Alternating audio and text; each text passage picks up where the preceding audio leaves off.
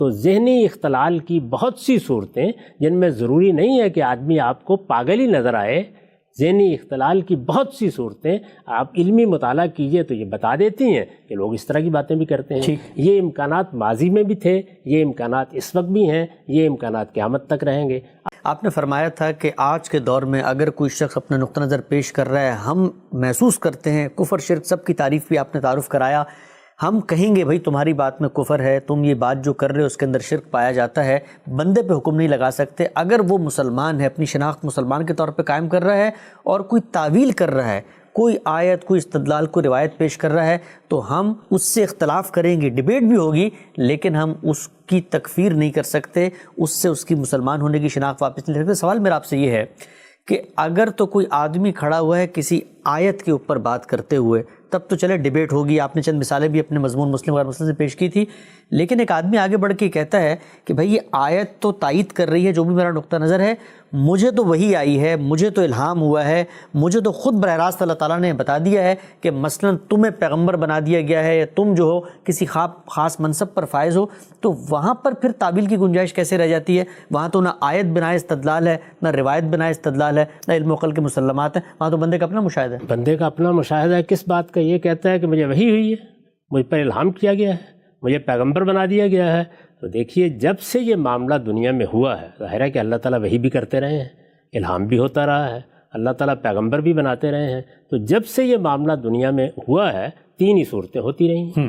ایک یہ کہ وہ اللہ کا پیغمبر ہے، اس نے پیغمبری کا دعویٰ کیا ہے تو بالکل سچا دعویٰ کیا ہے، وہ صادق بھی ہے اور مصدوق بھی ہے، اور چنانچہ جب اس طریقے سے لوگ دعویٰ کرتے تھے تو اس موقع کے اوپر ہر آدمی کے لیے اللہ کی ہدایت یہی تھی کہ ان کی بات سنیں، اس کو سمجھے، ان کے استدلال پر غور کرے، اپنے آباء کی پیروی پر نہ کھڑا رہے اور ان کی نبوت کی تصدیق کرے۔ یہ معاملہ رسالت مآب صلی اللہ علیہ وسلم کے ساتھ ہمیشہ کے لیے ختم ہو گیا، ٹھیک ہو گیا۔ یعنی اب یہ بتا دیا گیا ہمیں، اور کس نے بتایا؟ خود پروردگار نے بتایا، اعلان کر دیا کہ محمد الرسول اللہ صلی اللہ علیہ وسلم خاتم النبیین ہے۔ اس کے ساتھ خود رسول اللہ صلی اللہ علیہ وسلم نے وضاحت فرما دی کہ ختمہ بین نبیون، مجھ پر نبوت کا سلسلہ ختم کر دیا گیا ہے۔ پھر اعلان کر دیا کہ لا نبی بعدی، اس کے ساتھ مزید وضاحت کر دی کہ لم یبق من النبوۃ الا المبشرات، یہ سب باتیں بتا دیں۔ اس لیے یہ امکان تو ہمیشہ کے لیے ختم ہو گیا، واضح۔ یعنی اب کسی آدمی کی یہ بات سننے ہی کا سوال ختم ہو گیا کہ وہ یہ کہتا ہے کہ مجھ پر وحی آتی ہے اور مجھے الہام ہوتا ہے اور مجھے پیغمبر بنا دیا گیا ہے۔ اس برق کو تو آپ نے ہمیشہ کے لیے پھاڑ دیا، یعنی اب قیامت تک کے لیے محمد الرسول اللہ صلی اللہ علیہ وسلم کی شہادت ہے کہ نبوت کا سلسلہ بند ہو گیا۔ اب رہ گئے دو امکانات، ایک یہ کہ وہ آدمی جھوٹ بول رہا ہے، یعنی اسے کوئی الہام نہیں ہوا، اسے کوئی چیز القاء نہیں کی گئی، اس نے در حقیقت اپنے آپ کو اس حیثیت سے پیش کرنے کی جسارت کر ڈالی ہے، وہ اللہ پر بھی جھوٹ باندھ رہا ہے، افتراء علی اللہ کا مجرم ہے۔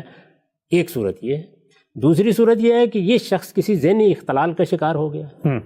بہت سے ایسے امراض ہیں جن میں مبتلا ہو کر لوگ اسی طرح کی باتیں کرتے ہیں۔ اسی طرح وہ لوگ جو مراقبوں میں مبتلا ہو جاتے ہیں، سنیاس لے لیتے ہیں، یوگیوں کے پاس بیٹھتے ہیں، اسی طرح سے بعض صوفیانہ مشقیں اختیار کرتے ہیں، ان پر بھی یہ اختلال کی کیفیت طاری ہو جاتی ہے، ان کو بھی اپنے نفس سے مشاہدات ہونا شروع ہو جاتے ہیں۔ تو ذہنی اختلال کی بہت سی صورتیں جن میں ضروری نہیں ہے کہ آدمی آپ کو پاگل ہی نظر آئے، ذہنی اختلال کی بہت سی صورتیں آپ علمی مطالعہ کیجئے تو یہ بتا دیتی ہیں کہ لوگ اس طرح کی باتیں بھی کرتے ہیں۔ یہ امکانات ماضی میں بھی تھے، یہ امکانات اس وقت بھی ہیں، یہ امکانات قیامت تک رہیں گے۔ اب دو چیزیں ہوئیں، یعنی یا وہ جھوٹ بول رہا ہے اور یا کسی ذہنی اختلال میں مبتلا ہے۔ جھوٹ بولنے کا فیصلہ ہم اس زمین پر کر نہیں سکتے، اس لیے کہ ہم اسی وقت جھوٹ بولنے کا فیصلہ اس زمین پر کر سکتے ہیں جب خارج میں اس کی کوئی چیز خود اقرار کرے۔ یہ چیز وہ اصل میں اپنے باطن کے بارے میں بیان کر رہا ہے، اس کا فیصلہ قیامت میں اللہ تعالیٰ کریں گے۔ اب ایک ہی امکان باقی رہ گیا اور وہ یہ کہ یہ ذہنی اختلال میں مبتلا ہے، تو اس طرح کے شخص کی صحیح جگہ کون سی ہے؟ شفا خانہ امراض دماغی، کسی طبیب کے حوالے اس کو کرنا چاہیے۔ اس کے ساتھ ہم نے بحث کر کے کیا کرنا ہے؟ اچھا، یعنی وہ اگر یہ سب کچھ آل فال بیان کرنے کے بعد، جس کو آپ نے کہا کہ شفا خانہ امراض دماغی میں اس کو بھیج دیں، اور وہ یہ کہے کہ بھائی میں تو مثلاً ذلی نبی ہوں، میں بروزی نبی ہوں، مجھ پہ نبوت ہو گئی ہے، الہام ہوا، جبریل آئے، مجھے بتا دیا گیا، مقرر کر دیا گیا، تو اب وہ یہ کہنے کے بعد اپنے آپ کو مسلمان بھی کہے، تو ایک ہی امکان ہے اس کا کہ آپ کہہ رہے ہیں کہ وہ شفا خانہ امراض ذہنی، کوئی اور امکان باقی نہیں رہا۔ اس لیے کہ میں نے عرض کیا کہ تین ہی صورتیں تھیں ہمیشہ سے، یعنی وہ سچا ہے رسالت مآب صلی اللہ علیہ وسلم سے پہلے تو سچے نبی آتے تھے، صادق و مصدوق ہوتے تھے، ان کی تصدیق کرنے کے لیے ہم سب پابند تھے۔ اگر اس زمانے میں ہوتے تو ہماری بھی ذمہ داری تھی کہ ان کی بات سنیں، ان کے استدلال کا جائزہ لیں اور یہ فیصلہ کریں کہ وہ اللہ تعالیٰ کی طرف سے آئے ہیں۔ قرآن مجید میں ان پیغمبروں کا ذکر ہم پڑھتے ہیں، تو ایک صورت یہ تھی۔ میں نے عرض کیا کہ یہ رسالت مآب صلی اللہ علیہ وسلم کی طرف سے اس اعلان کے بعد ختم ہو گئی۔ بھائی اب یا اس آنے والے کو مانیے یا رسول اللہ صلی اللہ علیہ وسلم کا انکار کیجیے۔ یعنی اللہ کے آخری پیغمبر نے صرف یہی تو نہیں کیا کہ میں پیغمبر ہوں، یہ بتا دیا کہ مجھ پر نبوت ختم ہو گئی ہے، یہ اعلان کر دیا، بلکہ نبوت کی حقیقت کے خاتمے کا اعلان بھی کر دیا۔ لم یبق من النبوۃ الا المبشرات، یعنی نبوت میں سے کوئی چیز باقی نہیں رہی سوائے مبشرات کے۔ پوچھا یہ کیا ہے؟ فرمایا یہی کہ تم کو کوئی اچھا خواب آ جائے۔ تو اس کا مطلب یہ ہے کہ آخری درجے میں نبوت ختم کی گئی اور اس کا دروازہ بند کر دیا گیا، نہ اب کسی وحی کا امکان، نہ کسی الہام کا امکان۔ یہ بات رسول اللہ نے بیان کر دی۔ تو میں نے عرض کیا کہ اس کے بعد رہتے ہی دو امکانات ہیں، یا جھوٹ بول رہا ہے یا ذہنی اختلال میں مبتلا ہے۔ جھوٹ کا فیصلہ قیامت میں ہو جائے گا، بول رہا ہے تو اپنے رب کو جواب دے دے گا۔ ذہنی اختلال کی بنیاد پر ہمیں کیا ہدایت کی گئی ہے؟ رفع القلم عن الثلاث، 3 لوگوں کے معاملے میں ہم کوئی مواخذہ نہیں کرتے، نظر انداز کریں گے ان کو۔ اور میں نے عرض کیا ہے کہ اگر کسی کو بہت ہمدردی ہو تو اس کو کسی طبیب کے سپرد کرتے ہیں۔ اچھا عام صاحب، ہم اس سے یہ کہیں کہ بھائی تمہارے سامنے تو یہی جو آپ نے تینوں امکانات بیان کیے، تینوں ہی اس کے سامنے ہم رکھ دیں کہ بھائی یہ دیکھو، پہلی چیز تو یہ ہو نہیں سکتی، دوسرا یا تم جھوٹ بول رہے ہو، یہاں پر یہ معاملہ ہے، وہ آگے سے کہے کہ بھائی یہ جھوٹ تو میں بول نہیں رہا، میں تو سچ بول رہا ہوں، اور آپ مجھے پاگل کہیں جو بھی کہیں، میرے پاس تو وہی آتی ہے اور میں پوری طرح سے اس پر کھڑا ہوا ہوں۔ اور نہ صرف یہ بلکہ باہر نکلے، لوگوں کو دعوت دے اور یہاں تک کہہ دے کہ جو لوگ میری وحی کو نہیں مانتے وہ لوگ اصل میں مسلمان نہیں ہیں۔ تو پھر اس صورت میں کیا کریں گے؟ دنیا میں دسیوں لوگ ہیں جو اس طرح کی باتیں کرتے رہتے ہیں، دعوت دیتے رہتے ہیں۔ آپ آئیے میرے ساتھ، میں آپ کو بتاؤں، صوفیوں کی خانقاہوں میں، یوگیوں کے ہاں، سنیاسیوں کے ہاں، مسیحیوں کے ہاں دسیوں ایسے لوگ پیدا ہوتے رہتے ہیں۔ کیا کرنا ہے ان کو؟ یعنی ان کی بات کی غلطی ہم واضح کریں گے، استدلال سے بتائیں گے کہ بالکل غلط بات کر رہے ہیں، لوگوں کو چاہیں گے کہ وہ اس بات کو سنیں اور سمجھیں۔ تو ہمارے ہاں اگر کسی آدمی کو کسی ذہنی اختلال سے سابقہ پڑ جائے تو کیا کرتے ہیں آپ؟ اس کو یہی کرتے ہیں کہ نظر انداز کرتے ہیں۔ اگر آپ کے پاس وقت ہو اور وہ بھی آپ کو اجازت دے اور اس کے اہل خاندان بھی اجازت دیں تو اس کا علاج کرانے کی کوشش کرتے ہیں۔ اگر اس کی اجازت نہیں ہے تو وہ جو بات کہہ رہا ہے اس بات کی غلطی لوگوں پر واضح کرتے رہیں گے۔ یہ ہماری ذمہ داری ہے، اسی کا ہم کو حق دیا گیا۔ ہم یہ دیکھتے ہیں کہ بالعموم جو لوگ مذہب سے متنفر ہوتے ہیں اس میں بھی چند اہم وجوہات میں سے ایک وجہ یہ زیر بحث آتی ہے کہ ہم نے دیکھا ہے کہ مذہبی لوگ جب چیزوں کے بارے میں رائے دیتے ہیں تو ایک سخت حکم ہے، ایک سخت لفظ ہے جو استعمال کر دیا جاتا ہے۔ کہیں پر کہا جا رہا تو یہ کفر ہے، شرک ہے، کہیں پہ بدعت ہے، کہیں پہ ضلالت ہے۔ سوال میرا آپ سے یہ ہے کہ اس کا دائرہ کیا ہے؟ ایک مذہبی عالم جب کسی دینی بات سے انحراف ہو رہا ہو تو اس کو بیان کیسے کرے گا؟ اور ہم جب بات کرتے ہیں ہارمنی کی، لوگوں کے احساسات کے، جذبات کے احترام کی، تو وہاں پر کیسے ہم یہ بتائیں گے کہ یہ چیز کفر ہے، شرک ہے، ضلالت ہے، گمراہی ہے، لیکن کسی کی اس پر دل آزاری بھی نہ ہو؟ آپ کا اپنا جو پورا فریم ورک ہے، آپ نے جو کام کیا مذہبی چیزوں پہ، اس میں کیسے اس کو ملحوظ خاطر رکھا؟ اس میں سب سے پہلی بات تو یہ جان لیجئے کہ کسی فرد کے بارے میں حکم لگانے کا حق نہ مجھے ہے نہ کسی عالم کو ہے۔ اس میں تو ادنا درجے کا تجاوز بھی نہیں کیا جا سکتا۔ یعنی ایک شخص کہتا ہے کہ میں مسلمان ہوں، ایک شخص کہتا ہے کہ میں دین کا ماننے والا ہوں، ایک شخص کہتا ہے کہ میں شرک نہیں کرتا، میں کسی بدعت کا ارتکاب نہیں کرتا۔ یہ جو کچھ وہ بیان کر رہا ہے اس کی بنیاد پر ہم اسے مسلمان ہی کہیں گے، اس کے بارے میں کوئی بری بات نہیں کہی جا سکتی۔ لیکن نظریات، خیالات، جو بات ہے اس کا جائزہ بلاگ طریقے سے لینا ہر طالب علم کی ذمہ داری ہے، ہر عالم کی ذمہ داری ہے۔ یعنی یہ بات کہ فلاں بات شرک ہے یا فلاں بات کفر ہے، اس کو لازماً طے کیا جائے گا اور لوگوں کو اس سے متنبہ بھی کیا جائے گا۔ اس کا ہرگز یہ مطلب نہیں ہے کہ کسی شخص پر آپ کوئی حکم لگا رہے ہیں۔ اس کا اصول بھی بہت سادہ ہے۔ رسالت مآب صلی اللہ علیہ وسلم نے حدیث جبریل میں 2 سوالوں کا جواب دیا ہے۔ انہوں نے پوچھا ایمان کیا ہے؟ آپ نے فرمایا ایمان یہ ہے کہ تم اللہ کو مانو، اللہ کے فرشتوں کو مانو، اللہ کی کتابوں کو مانو، اللہ کے نبیوں کو مانو اور قیامت کے دن پر ایمان رکھو۔ یہ 5 ایمانیات ہیں۔ اس کے بعد انہوں نے پوچھا اسلام کیا ہے؟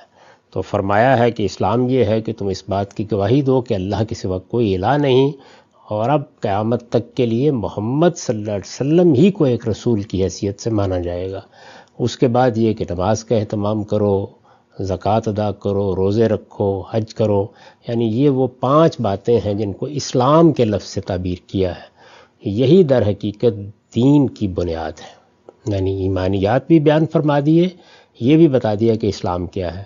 یہ روایت قرآن مجید کا بیان ہے، لفظ لفظ میں قرآن مجید کا بیان ہے، لہٰذا ان 5 چیزوں میں سے خواہ وہ ایمانیات سے متعلق ہیں، خواہ وہ اسلام کی 5 چیزیں ہیں، کوئی شخص اگر ان کا انکار کر دیتا ہے تو ہم کہیں گے یہ کفر ہے۔ اچھا، دوسری چیز کیا ہے؟ دوسری چیز یہ ہے کہ اس میں جو گواہی دی گئی ہے کہ لا الہ الا اللہ، تو ظاہر ہے کہ اللہ کے سوا کوئی الہ نہیں، تو اگر کوئی شخص کسی کو الہ بنائے گا تو ہم اس پر شرک کا اطلاق کریں گے، اس فعل پر، یعنی یہ کہیں گے کہ یہ فعل شرک ہے۔ اور اگر ان 10 چیزوں کے معاملے میں، یعنی 5 ایمانیات اور 5 اسلام کی چیزیں، تعویل کی بنیاد پر کوئی انحراف اختیار کیا جائے گا، یعنی یہ تو نہیں کہ انکار کیا جا رہا ہے، تو ہم کہیں گے کہ یہ گمراہی ہے۔ اچھا، یہ بہت سادہ بات ہے، اور اس کو رسالت مآب صلی اللہ علیہ وسلم نے اسی لیے متعین کر دیا ہے تاکہ اس بحث کا دروازہ ہی ہمیشہ کے لیے بند ہو جائے۔ تو یہ گمراہی یا یہ انحراف یا یہ شرک یا یہ کفر، یہ بتانا ہر عالم کی ذمہ داری ہے، اس پر کسی معذرت کی کوئی ضرورت نہیں ہے، البتہ فرد پر حکم لگانا یہ ہمارا کام نہیں ہے۔ یعنی کوئی فرد ہے، وہ اپنے آپ کو مسلمان کہتا ہے، میں ادنا درجے میں بھی اس کے اس دعوے کو جھٹلانے کے لیے تیار نہیں ہوں۔ میرا کام یہ نہیں ہے کہ میں لوگوں کے کفر ایمان کا فیصلہ کروں، یہ فیصلہ اس عالم کا پروردگار قیامت میں کرے گا۔ اس کی ذمہ داری نہ مجھے دی گئی ہے، نہ اس کا حق مجھے عطا کیا گیا ہے، لیکن دین بتانا اور یہ بتانا کہ دین میں کیا توحید ہے، دین میں کیا ایمان ہے، دین میں کن ماننوں کو ماننا ضروری ہے، اور دین میں کیا چیز شرک بن جائے گی، کیا کفر بن جائے گی، کیا گمراہی ہوگی، یہ سب چیزیں بتائی جائیں گی، ہر حال میں بتائی جائیں گی۔ چنانچہ اسی کے ذیل کی وہ چیز ہے جس کو آپ بدعت کہتے ہیں، یعنی اللہ تعالیٰ کا کام ہے کہ وہ ہمیں دین دے، اگر اللہ نے جو دین دیا ہے اس میں کوئی شخص کوئی اضافہ کرتا ہے اپنی طرف سے تو وہ بدعت ہے، اور اسی لیے فرمایا کہ کل بدعت ضلالہ۔ تو یہ بات اللہ تعالیٰ نے بھی کہی ہے، اللہ کے رسول نے بھی کہی ہے۔ یہی تو اصل میں دین کے علماء کی ذمہ داری ہے، وہ جس وقت لوگوں پر حکم لگاتے ہیں، لوگوں کو گمراہ قرار دیتے ہیں، لوگوں کو مشرک کہتے ہیں، لوگوں کو کافر کہتے ہیں، تو اپنے حدود سے تجاوز کرتے ہیں۔ اس لیے کہ یہاں پر تو اس شخص نے فیصلہ کرنا ہے، وہ بتائے گا کہ وہ کیا ہے، اور دنیا میں اسی کے بیان کو مانا جائے گا۔ قیامت میں اللہ تعالیٰ رد کر دیں تو اللہ تعالیٰ کا فیصلہ ہوگا، وہ ہمارے ایمان کو بھی قبول کرنے سے انکار کر دیں تو ہم بندے وہاں پر اپنا عجزی پیش کر سکتے ہیں۔ یہ تو فیصلہ ہے، یہ ان کی عدالت میں ہونا ہے، لیکن جہاں تک دین بتانے کا تعلق ہے اس میں دونوں چیزیں بتائی جائیں گی۔ یہ بتایا جائے گا کہ یہ ایمان ہے، یہ بتایا جائے گا یہ کفر ہے، یہ بتایا جائے گا کہ یہ شرک ہے، یہ بتایا جائے گا یہ توحید ہے، یہ بتایا جائے گا کہ یہ بدعت ہے، یہ بتایا جائے گا کہ یہ سنت ہے، اور یہ بتایا جائے گا کہ کسی شخص نے اس معاملے میں کوئی ایسا انحراف تو نہیں کر لیا جس پر گمراہی کا، اور عربی زبان میں گمراہی کو ضلالت کہتا ہے، اس کا اطلاق کیا جائے گا۔ تو بالکل واضح اور سادہ بات ہے، اس میں لوگ خلط مبس پیدا کرتے ہیں۔ یعنی ایک طرف صورتحال یہ ہوتی ہے کہ ہر شخص پر فتویٰ لگانے کے لیے تیار ہوتے ہیں، اور دوسری جانب اگر کسی بدعت، اگر کسی گمراہی، اگر کسی کفر اور شرک کے بارے میں یہ بتایا جائے کہ یہ ہے اور اس کے دلائل دیے جائیں تو اس پر فوراً سیخ پا ہوتے اور کہتے ہیں کہ یہ ہماری توہین ہو گئی ہے۔ نہیں، یہ کسی فعل پر حکم ہے، یہ علم کا مسئلہ ہے، فرد پر حکم لگانے کا کسی کو کوئی حق نہیں۔ ٹھیک ہے، ہم سے بہت ہی تفصیل سے آپ نے بتایا۔ چند ضمنی سوالات میں چاہتا ہوں وہ بھی آپ کے سامنے رکھوں۔ کل ہم نے آپ سے گفتگو کی تھی گزشتہ کل سر سید احمد خان کے اصول تفسیر پہ، آپ نے ان اصول تفسیر میں جو غلطی ہے اس کو واضح کرتے ہوئے فرمایا کہ میں اس کو ایک بڑی معصیت سمجھتا ہوں۔ تو یہ مجھے بتائیے گا کہ شرک ہو گیا، کفر ہو گیا، گمراہی ہو گئی، یہ معصیت کس کیٹیگری میں آتا ہے؟ یعنی جب یہ کہا جائے گا کہ اللہ تعالیٰ نے فلاں معاملے میں جو بات کہی ہے اگر وہ ہماری عقل پر پوری نہیں اترے گی تو ہم اس کو قبول نہیں کریں گے، تو اس میں فیصلہ کن حیثیت کس چیز کی ہو گئی؟ عقل کی۔ تو یہ میرے نزدیک اللہ کی نافرمانی ہے۔ تو معصیت عربی زبان میں اللہ کی نافرمانی کو کہتے ہیں۔ میں جب خدا نخواستہ نماز نہیں پڑھوں گا یا روزہ نہیں رکھوں گا تو اس کو معصیت ہی کہا جائے گا۔ اسی طرح عقائد کے معاملے میں بھی اگر کوئی شخص کوئی بات کہے گا، یہ تو بڑا یعنی ہلکا لفظ ہے کہ یہ اللہ کی نافرمانی ہے. اللہ کے حکم کو مانا پہلے جائے گا، اس کے بعد دیکھا جائے گا کہ وہ عقلی لحاظ سے کیا ہے، اس کی حکمت کیا ہے، اس کے مقاصد کیا ہیں. پہلی چیز حکم کا اس بات ہے. یعنی جب یہ معلوم ہو گیا کہ یہ حکم اللہ نے دیا ہے، اللہ کے رسول نے دیا ہے، یہ حکم قرآن میں ہے، یہ حکم مسلمانوں کے اجماع اور تواتر سے ایک عمل کی حیثیت سے نقل ہوا ہے، یہ سنت ثابتہ ہے، وہ حکم پہلے بیان ہی مانا جائے گا. اس کے بعد کی یہ بحث ہے کہ اس کا مقصد کیا ہے، اس کی حکمت کیا ہے، اس سے اللہ تعالیٰ کو کیا مقصود ہے. اور کسی مقصد کو بیان کرتے ہوئے آپ حکم کو معطل نہیں کر سکتے. حکم جیسے کہ ہے، جس طرح کے دیا گیا ہے، اسی کو ماننے کا نام دین ہے. ٹھیک. اچھا عام صاحب، بھی آپ نے جو حوالہ دیا حدیث جبریل کا، اور اس میں بتا دیا کہ ایمان کے تحت اور اسلام کے تحت 5 عنوانات، 5 چیزیں بیان کر دی گئی ہیں. اس سے کوئی انحراف کرے گا تو پھر اس فکر کے اوپر، اس فعل کے اوپر خدا کے دین کی روشنی میں حکم لگانا یہ علماء کی ذمہ داری ہے. لیکن ہم یہ دیکھتے ہیں کہ ہمارے ہاں تو اس میں سے ایک چیز مثلا مثال کے طور پہ آپ کے سامنے رکھتا ہوں، پیغمبر پر ایمان. پیغمبر پر اب ایمان کے تقاضے، ایک نقطہ نظر یہ بتاتا ہے کہ اس کو آپ حاضر ناظر بھی مانیں، اس کو علم الغیب والا بھی مانیں، اور جو اس سے انحراف کرے گا ہم کہیں گے پیغمبر پہ ایمان نہیں لا رہا، لہٰذا اس کے اوپر جو ہے وہ پیغمبر کی اہانت یا پیغمبر کی اطاعت نہ کرنے کا فتویٰ لگا دیں. تو یہ رستہ تو پھر کبھی نہیں رکے گا کہ میں اپنی نظر میں دوسرے کو خارج کر رہا ہوں، دوسرا اپنی نظر میں مجھے خارج کر رہا ہے. میں نے اسی لیے سب سے پہلی بات یہی کہ کسی پر حکم لگانے کا آپ کو حق ہی نہیں. پہلے تو یہ سمجھ لیں. دوسرے یہ کہ آپ کیا حکم لگانے جا رہے ہیں. انکار کا حکم لگا رہے ہیں تو انکار تو اس نے کسی چیز کا نہیں کیا. کیا اس نے پیغمبر کا انکار کیا ہے؟ کیا پیغمبروں کا انکار کیا ہے؟ کیا اس نے ملائکہ کا انکار کیا ہے؟ کیا اس نے اللہ کا انکار کیا ہے؟ تو انکار اگر کر دیا جائے، اس نے کیا کیا ہے کیا نہیں کیا، یہ فرد سے متعلق چیز ہے. اس کا انکار کر دینے کا نام کفر ہے. اور جس چیز کو آپ گمراہی کہتے ہیں یا عربی زبان میں ضلالت کہتے ہیں، وہ تعویل کی بنیاد پر ان 10 چیزوں میں سے کسی چیز سے انحراف ہے. تعویل کی بنیاد پر. یعنی اگر انکار کر رہے ہیں تو پھر تو سیدھا کفر ہے، ماننے سے انکار کر دیا. تو کسی کفر کو کفر کہنا یہ ایک عالم کی ذمہ داری ہے، لیکن فرد جس نے اس کا ارتکاب کیا ہے وہ کافر ہو گیا ہے، وہ غیر مسلم ہو گیا ہے، وہ ظالم و مضل ہے. یہ کہنے کا آپ کو کوئی حق نہیں. یہ فیصلہ اللہ تعالیٰ قیامت میں کریں گے. یہاں اس شخص کا بیان ہے جس کی بنیاد پر دنیا میں اس سے معاملہ کیا جائے گا. وہ کہتا ہے میں مسلمان ہوں تو بس میرے لیے وہ مسلمان ہے. مسلمانوں کی پوری جماعت میں کسی شخص کو، کسی عالم کو، کسی حکومت کو اس کے اس دعوے کو جھٹلانے کا کوئی حق نہیں. ٹھیک. اچھا ہم سے جب ہم کسی شخص کے فعل پر حکم لگاتے ہیں اور دین کی روشنی میں یہ کہتے ہیں کہ اس نے کفر، شرک یا مثال کے طور پہ ضلالت یا گمراہی کا ارتکاب کیا ہے، تو میں پھر عرض کر دوں، یعنی اس شخص نے ارتکاب کیا ہے یہ زیر بحث ہی نہیں آنا چاہیے کبھی بھی. وہ جو نقطہ نظر بیان کر رہا ہے، جو نقطہ نظر بیان کر رہا ہے اس پر بات کی جائے گی. ٹھیک. ارتکاب تو اس کا فعل ہے، اس پر تو مجھے حکم لگانے کا کوئی حق ہی نہیں ہے. وہ بیان کرتا ہے کہ جی میرے نزدیک ملائکہ یہ ہیں، میرے نزدیک نبی یہ ہوتے ہیں. مثال کے طور پر وہ کہتا ہے کہ نبی اصل میں ارسطو، افلاطون کی طرح کے حکماء ہوتے ہیں. تو اب اس نے نبی کا انکار نہیں کیا، لیکن ایک ایسی تعویل کر دی ہے کہ جو سری انحراف ہے. تو یہ کہا جائے گا کہ یہ ضلالت ہے، یہ گمراہی ہے. ٹھیک. تو پہلے اس بات کو سمجھ لیجئے کہ کسی شخص پر یا اس کے کسی فعل پر یہ بات نہیں ہو رہی، بلکہ وہ فعل کو کس حیثیت سے پیش کر رہا ہے تو وہ دیکھا جائے گا. جو کچھ بھی وہ کہہ رہا ہے وہ بات کیا ہے یا وہ عمل کیا ہے، تو اس عمل کے بارے میں یا اس بات کے بارے میں یہ لازماً لوگوں کو بتایا جائے گا کہ یہ بات صحیح ہے، یہ بات غلط ہے. اور یہاں یہ بھی عرض کر دوں کہ جس طرح میں نے عرض کیا کہ ان 10 باتوں میں سے کسی کے انکار پر کفر کا حکم لگائیں گے، آدمی زیر بحث نہیں ہے اس بات پر. اسی طریقے سے اگر ان میں تعویل کی بنیاد پر کوئی انحراف ہوتا ہے صریح، تو اس کے اوپر ہم ضلالت یا گمراہی کا حکم لگائیں گے.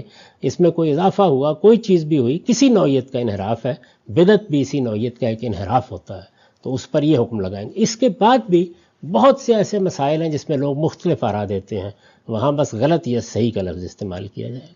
یعنی میرے نزدیک یہ تعویل درست ہے، آپ کے نزدیک غلط ہے، میں اس کے دلائل دے دوں گا. یہ علمی چیزیں ہیں، یہ دین کا ایکڈیمک حصہ ہے. ایک آدمی کہتا ہے کہ سیدنا سلیمان کا تخت لانے کا معاملہ ایسے ہوا تھا، ایک دوسرا آدمی کہتا ہے اس کے نزدیک ایسے ہوا تھا. ظاہر اس میں قرآن کی تعویل کی جا رہی ہے. ایک شخص یہ کہتا ہے کہ یہ جو روایت ہے کہ جنوں پر پہرے لگا دیے جاتے ہیں یا ان کے پاؤں میں بیڑیاں ڈال دی جاتی ہیں، یہ ایک طرح کی تعبیر ہے جو اختیار کی گئی ہے۔ دوسرا یہ کہتا ہے کہ نہیں، دوسری روایتوں سے معلوم ہوتا ہے کہ یہ باقاعدہ ہوتا ہے۔ تو یہ در حقیقت وہ چیزیں ہیں جن کو ایکڈیمک چیزیں کہنا چاہیے، علمی چیزیں ہیں۔